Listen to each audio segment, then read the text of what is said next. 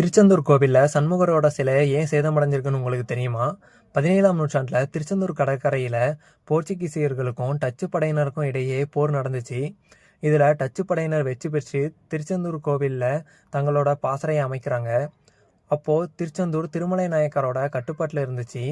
திருமலை நாயக்கரோட பிரதிநிதி கோவிலில் அமைத்திருக்கக்கூடிய பாசறையை உடனே காலி செய்யும்படி டச்சு படையினர்கிட்ட கூறுறாரு. டச்சு படையினரும் காலி செய்ய மறுக்கிற காரணத்தினால ஊரில் உள்ள சிறு படையினரும் திருமலை நாயக்கரோட படையினரும் சேர்ந்து டச்சு படையினர்கிட்ட போரிடுறாங்க. இதில் டச்சு படையினரில் சிலர் இறந்தும் போயிடுறாங்க. இந்த இழப்பீட்டிற்கு நஷ்டஈடு வேண்டுமென திருமலை நாயக்கர்கிட்ட டச்சு கவர்னர் கடிதம் எழுதி அனுப்புகிறாரு.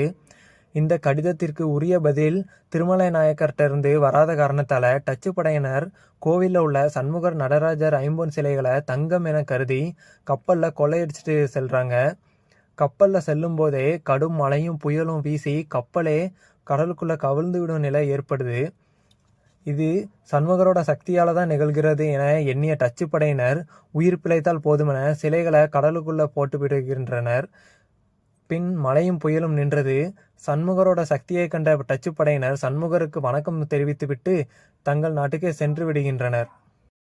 இந்த நிகழ்வு நிகழ்ந்த சில வருடங்களுக்கு பிறகு வடமலையப்ப பிள்ளை கனவில் தோன்றிய சண்முகர் தன்னுடைய சிலை கடலுக்குள் இருப்பதாகவும் அந்த இடத்தில் ஒரு எலுமிச்சை பழம் மிதப்பதாகவும் அதன் மேலே கருடன் வட்டமிட்டு கொண்டிருப்பதாகவும் கூறுகிறார். வடமலையப்ப பிள்ளை ஊரில் உள்ள சிறு படைகளை திரட்டி சண்முகர் சொன்ன அடையாளங்கள் உள்ள இடத்திற்கு கப்பலில் சென்று சிலைகளை மீட்டு கோவிலுக்குள் கொண்டு வருகிறார். பல காலங்கள் கடலுக்குள் இருந்த காரணத்தினால் சிலைகள் சேதமடைந்திருந்தது. அதை இப்பொழுதும் கோவிலில் உள்ள சிலையில் காணலாம். பின் 17ஆம் நூற்றாண்டில் கோவிலில் சிலை பிரதிஷ்டை செய்யப்பட்டு குடமுழுக்கு செய்யப்பட்டது. இன்னும் இந்த கோவிலை பற்றி தெரிஞ்சுக்க சேனலில் இருக்கக்கூடிய வீடியோவை பாருங்கள். இந்த வீடியோ பிடிச்சிருந்தா லைக் பண்ணி சிவருத்ரா இன்சைட் யூடியூப் சேனலை சப்ஸ்கிரைப் பண்ணுங்கள். தேங்க்யூ.